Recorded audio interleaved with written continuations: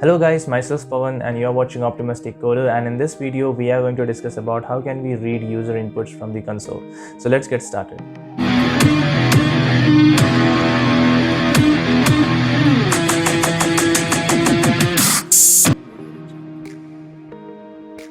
Okay, so when we need user inputs or a program that is going to take an input and give you the output.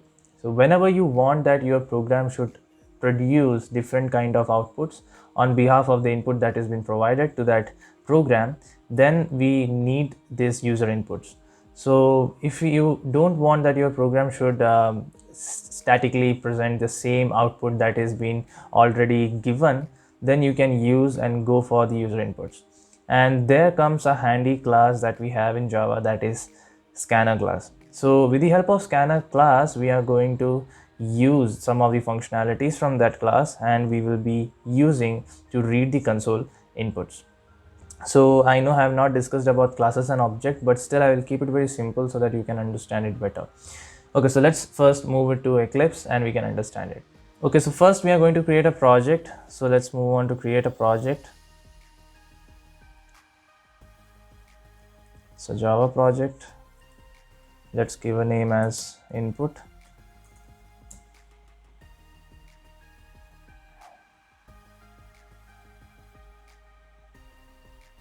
Okay, let's create a class.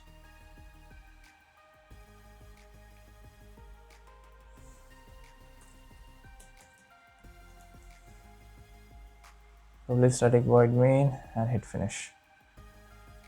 Okay, so this is our boiler code that has been provided by Eclipse, and now we need to use the user inputs. We need to read the inputs from the console. So let's start that we actually have a class that is a scanner class, and if you want to use a scanner class, you need to import that package first. So how do we import it? You have to just go on top, write import space, now space java dot util dot scanner.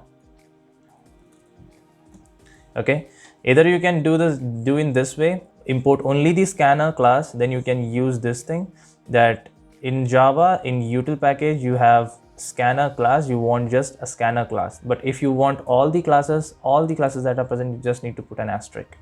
So I'll just put on an asterisk, and here we will first give out a simple output like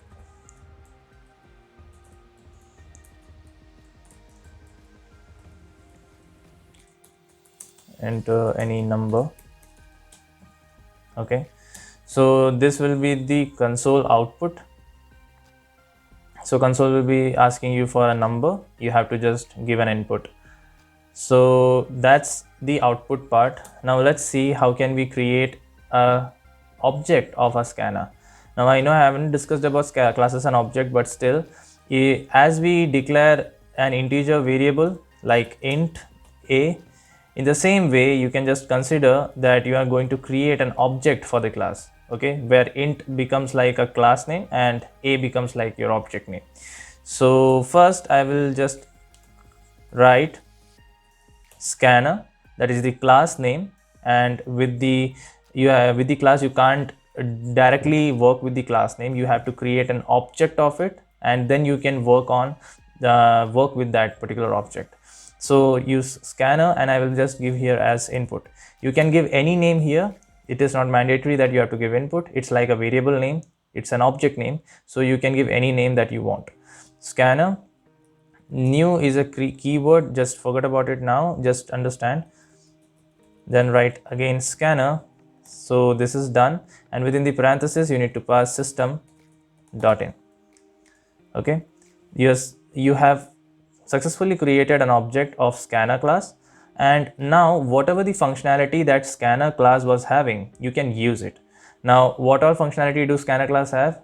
If you want to see that, just hold control and take your mouse pointer to the scanner and click on it, and you can see there is already a scanner class made, which is having tons and tons of functionalities that is present. Like you can read different kinds of inputs, that is integer type, different types of strings, those things.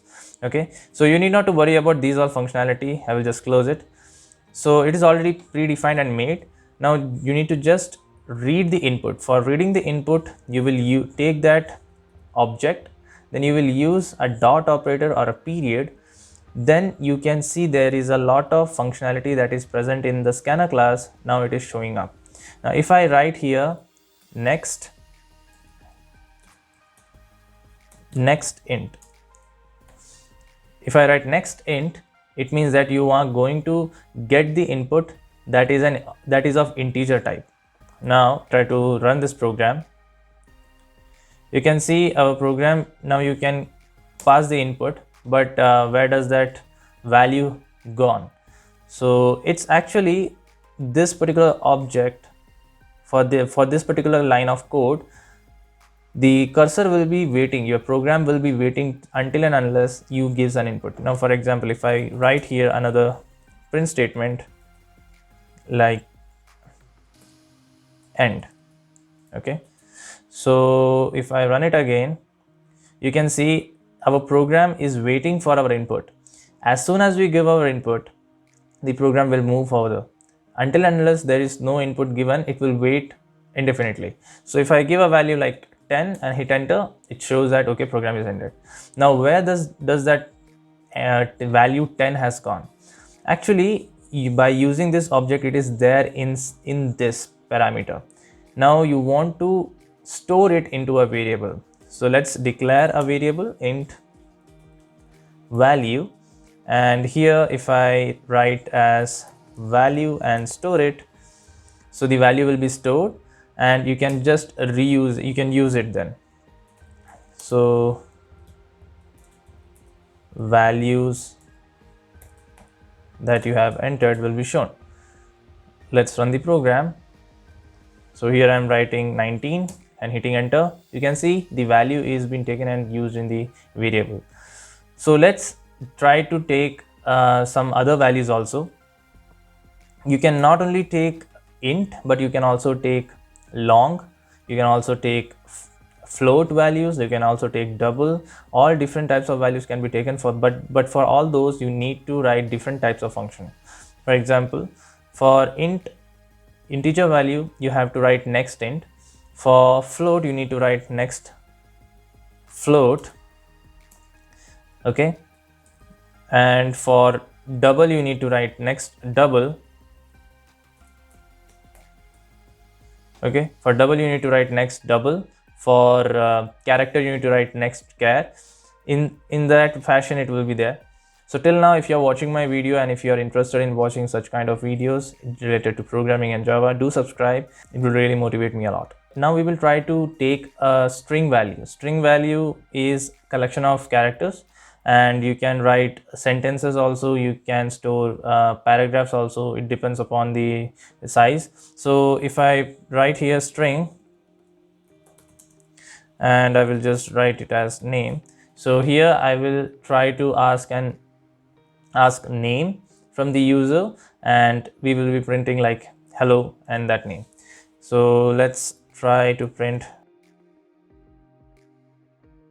and at the end we have to use that name variable to store the value that is coming from this input dot next line. If you want to read a string, you need to use next line. Okay, after doing this, you have stored the value. Now we will just write hello and that person's name. So if I write here, if I run this program, it will ask you the name. If you write my name is Raj and you hit enter, it says hello Raj. So that's the whole point of scanner class and how to use it. What are the different types of values that you can read, data type values, and those are the things. Is this the only way that we have, or is this the only way that we can read the input? No, actually we have other ways also. So I will show you that even. Now for now I will just comment this whole line. Okay, and as we are asking the name, we will just now ask a number first. Okay, and you will understand what's the point going on here. So enter any number, enter any value will work fine. Okay.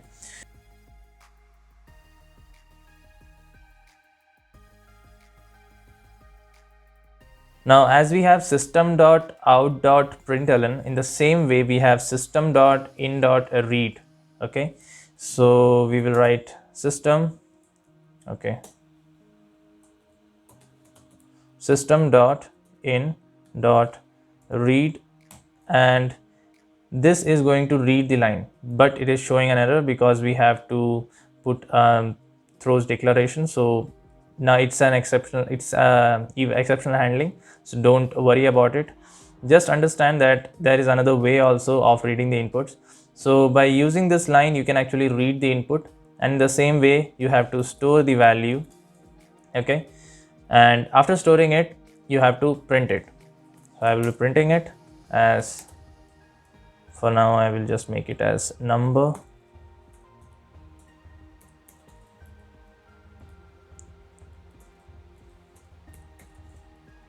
and even here also. Now let's see what's the output. Okay, so it's asking a value, so I'm printing out as 10, and you can see it's 49. Now why does that happen?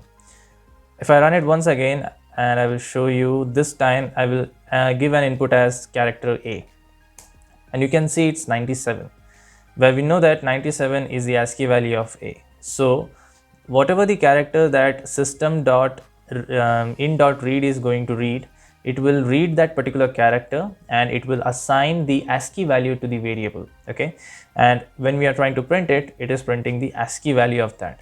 So if you want to see the actual character what is been given as an input, you want to make a typecasting. So if you just typecast into a char, then it will work perfectly fine. If you don't know what is typecasting, and if you are confused, if you want a bit clarity, you can watch my video which I have already created on typecasting. It will be there in the description. I will put it in the link, or you can see in the card section also. It will pop up right now. Okay, so we can run it again, and now if I give the value as A, you can see the value is A. Now if you see here one thing, that if I try to print it, okay, if I try to write A, B, C, D, but still it will print A. Okay, so in system.in.read, only the first character is being read.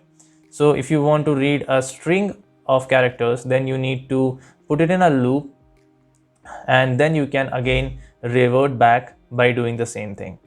So that's the whole thing that you have, and how you can read the inputs. So because of this all reasons that you have to do the typecasting, and then you need to put in a loop and all, so not to make that confusing, so because of that we are actually not using system.in.read very often, but instead of that we are using scanner class, because it is already there and the functionality is really easy. So that's the whole thing that we have in reading values from the console, and that's it. So that's all in today's videos, guys. I hope you liked the video. If you liked it, please hit like and subscribe to my channel. I will see you in the next video. Till then, bye bye.